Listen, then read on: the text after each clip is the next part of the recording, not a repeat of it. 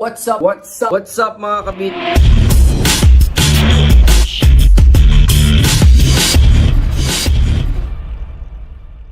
What's up mga kabit?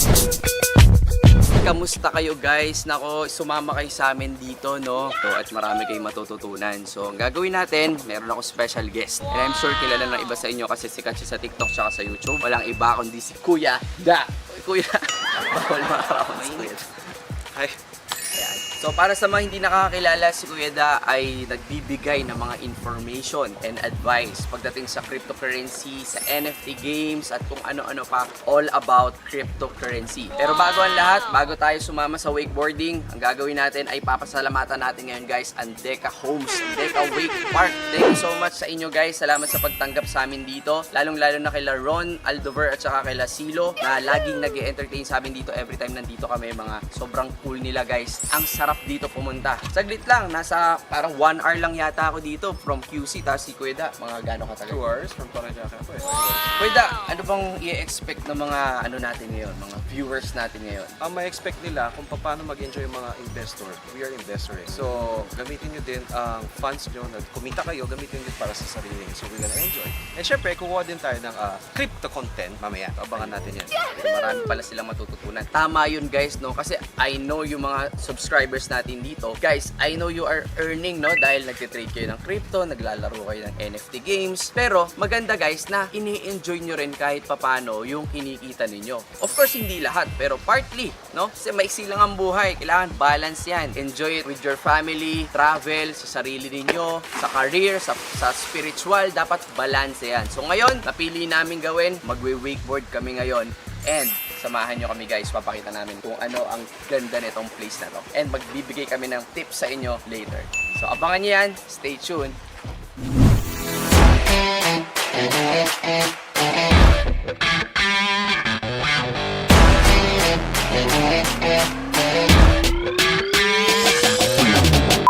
Hi guys, so sa ngayon nag-upload ako ng video sa YouTube. Of course, para wala na akong iisipin pagdating sa pag nag-wakeboard kami ni Kuya Da. Kasama ko si Kuya Da ngayon. Para mapanood nyo na, no? Kahit nagbabakasyon, upload natin yung mga videos na possible makatulong. Para sa mga gustong mag-wakeboard dyan, guys, dito sa Deca, sobrang ganda rito. Plus, mga nagtatanong, magkano ba yung mga gears? Pwede nyo i-rent dyan, 500 lang.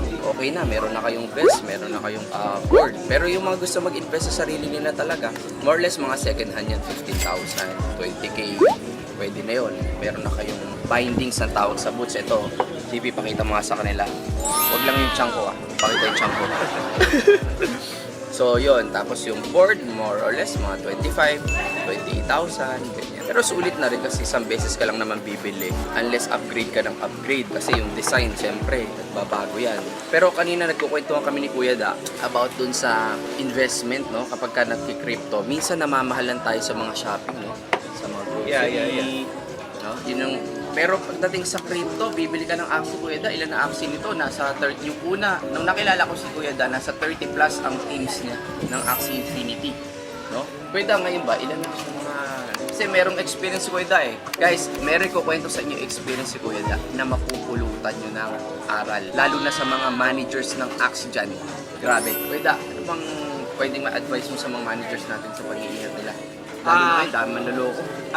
Yan kasi, pag nahack kayo, out na kayo. Bye-bye Axie, bye-bye Incan. So, kailangan nyo mag-study about IT, paano mag-depensa. Defense is also important things sa crypto, lalo na sa crypto kasi may mga hacker talaga yan. Eh, ako din, honestly speaking, nahack ako before. Mga 31 teams yun. So, compute nyo na lang kung magkano yung 31 teams na yun. Yes, na-stress ako, pero ang mindset mo dapat, businessman mindset, how you gonna create? So, pag nakafocus ka doon, kaya mong makarecover. Pero pag nakafocus ka, how to scam, how to hack, magnanakaw lang yan eh. Hindi mo kaya mag-generate. Pero pag kinoncentrate mo how to generate, makakabawi ka. So far, okay naman.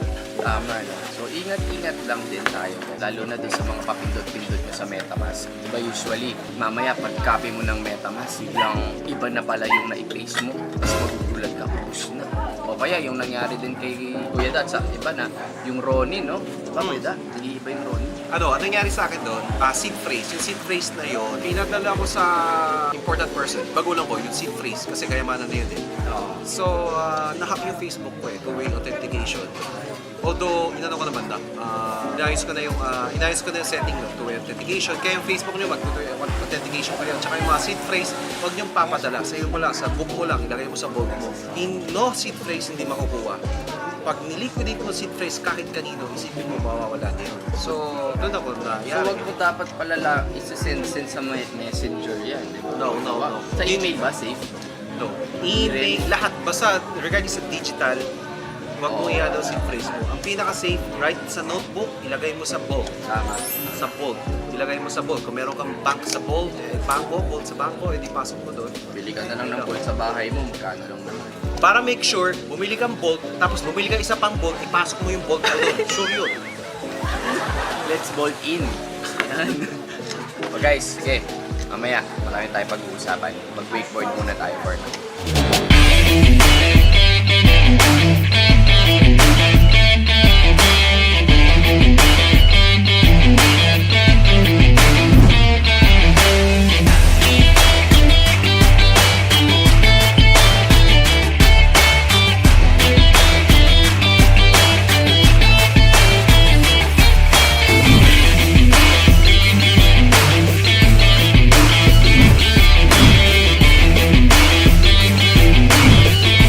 So guys, eto na kami, no, nagbabalik at maganda yung pag-uusapan natin ngayon. Ang title is Investor's Mindset pagdating sa crypto. So, bilang negosyante, ang guest natin ngayon ay walang iba kundi si Kuya Da, no? Tatanungin natin siya kung ano ba yung mga dapat nating i-consider pag tayo ay mag-i-invest sa crypto bilang investor or businessman. So ako, negosyante rin ako. Kuya Da, isang businessman din, marami rin siyang business. Pero paano ba? Paano ba tinitingnan, Kuya Da, yung bago ka mag-invest sa crypto? Kasi dalawa yan guys di ba? Merong long term, talaga mga inaral mo na coins na gusto mo talaga. Meron din mga coins na mabilisan lang. So paano mo ba kino-consider yung Kuya Da, no? Bigyan mo ng ano yung ating mga subscribers. Para sa akin, ganito yan eh. Meron kasi multiple income. Meron kang income, nagle-labor ka. Tapos ito yung mga business income o kaya yung side business. So, pipili tayo sa side business. Pasok to yung mga crypto kasi hindi ka nag-resign sa company mo, hindi ka nag-ano. Pumasok ka dito eh. You can do it alone.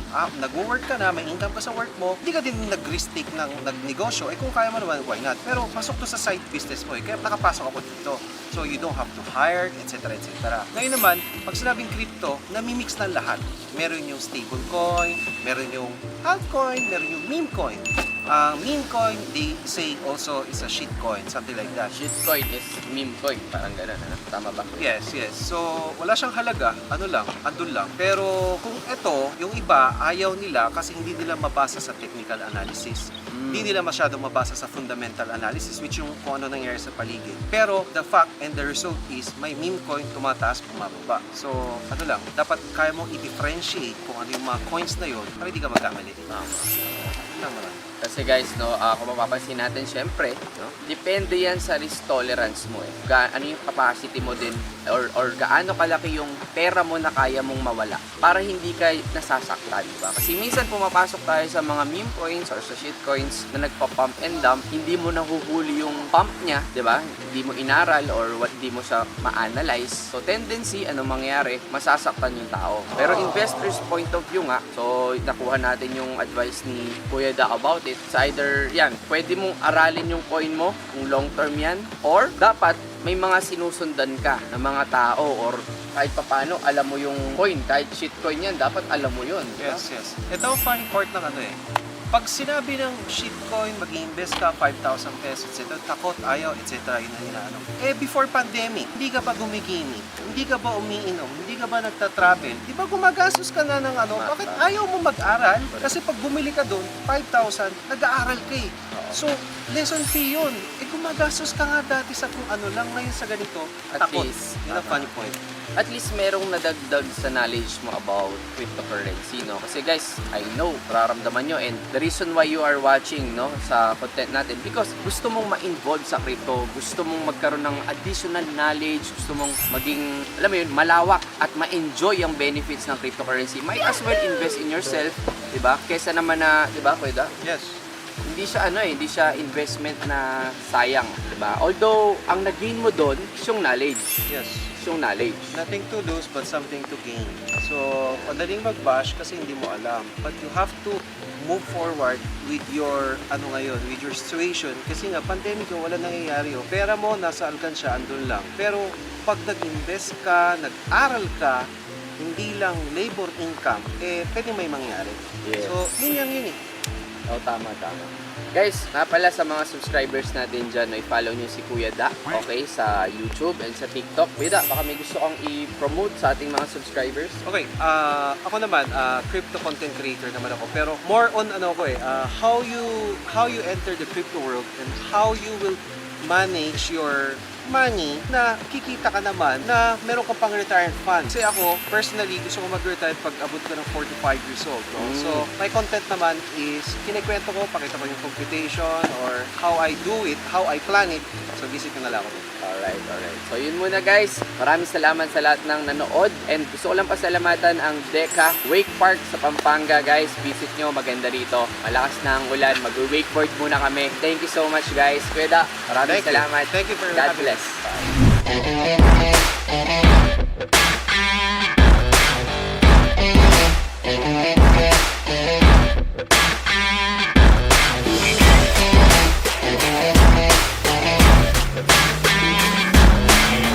So we're back guys, andito na naman kami at ngayon ang pag-uusapan naman natin is ano na sa tingin ni Kuya Da, no? Yung direction or kaming dalawa, opinion namin sa nangyayari ngayon kasi kung mapapansin nyo sa ngayon, ano ba date ngayon Kuya Da? October 10. 10, okay. Pataas na naman ang cryptocurrency. Specifically Bitcoin, nagsusunura ng mga alternative coins, umaakyat. Kuya Da, ano sa tingin mo? Anong nagiging direction niya? Para sa akin, kung mapapansin mo kung ano nangyayari no this year, no April, May, and June, nangyayari na ulit. Noong this year, April, May, June, nag-pump si Shiba, si Dodge, etc. dahil kay Elon Musk. Ginawa niya ulit. At lahat ng mga influencer ngayon, kung papansinin mo, ina-analyze sila papunta bakit pataas. And mga may ETF na mga ganon, tapos yung mga S2F na sinasabi niya graph na pataas na ganon. Kaya I think tataas. So, kaso, kung hindi mangyayari, hindi din malalaman talaga. Ang totoo, wala talagang 100% nakakaalam, di ba? Pero, no? Sa based on observation, kung titingnan nyo, i-zoom out nyo yung chart ng Bitcoin, ganun na nagiging ugali niya.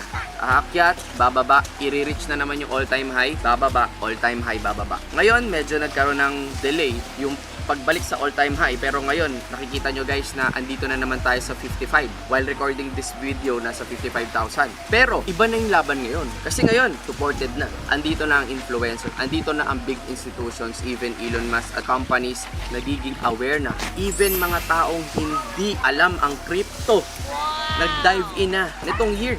Yes. Sobrang daming naging crypto expert nga eh. Parang halos lahat, no? Even ako before, guys. Bumili lang ako ng cryptocurrency way back 2015. I traded ng Forex and then I started trading na ng crypto hanggang eto, andito na tayo, no? Nagtuturo na tayo ng trade ng NFTs. Pero we are still growing, no? Marami pa kaming hindi alam dahil ang lawak ng technology ng blockchain. And mga crypto influencers nagtutulong-tulong para mas ang mga tao ngayon mas ma-inform about crypto. And yun nga ang nakakatuwa doon, no? Kaya nga ito, ang point ko guys is ang dami na ngayon na nagiging involved sa crypto or sa Bitcoin, di ba? And I'm sure kaya nanonood ka is ikaw kung hindi involved, narinig mo na ang crypto, is either nagte-trade ka or naglalaro ka ng play to earn. That is why possible talaga na matupad yung mga nakikita ng mga taga-analyze na possible umabot ng 100,000, 500,000, even 1 million ang Bitcoin sa future. Well, ikaw ba, Kuya Da? Sa tingin mo, ako naniniwala kasi ako talaga, tataas talaga yan. Of course, walang tama, walang sure talaga. Pero ako, I believe personally na talagang aangat ang crypto, specifically Bitcoin, alternative coins na mga nasa top 20 or kung ano-ano pang mga Bitcoins or crypto na maganda yung foundation. Sa akin, to make it more easy, kasi ganito lang yan eh. 1970s, 80s, yung mga companies bumili ng gold para yung asset nila, kinonvert nila in a different form at tumataas ang gold, naka-hold sila. That's Bitcoin right now. So yung mga companies ngayon, nagmi-meeting na, nilalagay nila sa portfolio nila 1% to 2% ang asset nila sa Bitcoin. So pag pumasok na ngayon ng mga big companies, tataas talaga ang price. At this year nangyari yan. Ebidensya, Tesla ang pumasok. Yun. Yung mga big companies. So, nagsusunuran na. Kaya, it will go up and sumubang sisi, then doon ka sa wala yan. Gusto mong masubukan to, then go with the content of this and study. Wala tayong binibentang product dito. Just study. When you think you're okay, then pasok. Correct. Kumbaga parang ang point ni Kuya Da is bakit ito papansinin ng mga big institutions, big companies? Why? Diba? Kung wala lang tong crypto na to, bakit dumadating sa point na sinisita ng government? Diba? Bakit nadidisrupt yung mga yan, diba? Si China, bakit natitreaten? Anong nangyayari? Bakit yung mga companies binaban ang crypto? Why? Because nga disruptive ang technology. And kung mabibigyan lang ng pagkakataon na alam mo yun, maging open yung mga countries na yan at lalong magamit ang technology ng crypto sa benefit ng karamihan. Kasi ang nangyayari, tinatago ang technology, ayaw nila ipagamit. And also, ang China naman, a little bit different kasi yung politics nila, ibang kind of system. Yeah. So, majority, yung mga gantong democracy, mga ganun, talagang open sa Bitcoin. El Salvador, Yeah. diba, naging open na sila Bitcoin. Tama. About half of population merong crypto wallet. Wallet na bawat kanto, bawat fishbowl, can I pay with Bitcoin? Ganun lang ang labanan ngayon. And also, di ba, 21 million ng supply capacity. Ang bagay na may capacity ang supply, population padami ng padami, nagkakaroon ng Android phone, mga bata, TikTok, YouTube, na pag-aaralan na agad-agad.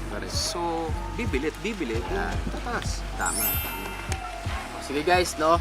Una sa lahat, maraming salamat. Sana marami kayong natutunan sa kryptuhan natin ngayon. Kahit nandito kami nagbabakasyon ay iniisip pa rin namin na magbigay ng information. Again, yung mga pinag-usapan namin ni Kuya Da is just our personal opinion and based on our analyzation and experience at mga kwento at mga news na nakikita at nababasa at napapanood namin. So, do your own research pa din, okay? Para mas maging malalim ang information ninyo at knowledge sa cryptocurrency. So, maraming salamat mga kabit sa oras ninyo. Thank you so much, Kuya Da. Thank you for Maraming having me. salamat sa pagsama sa atin sa pag-wakeboard. And guys, kung nagustuhan yung cryptohan namin, please hit the like button.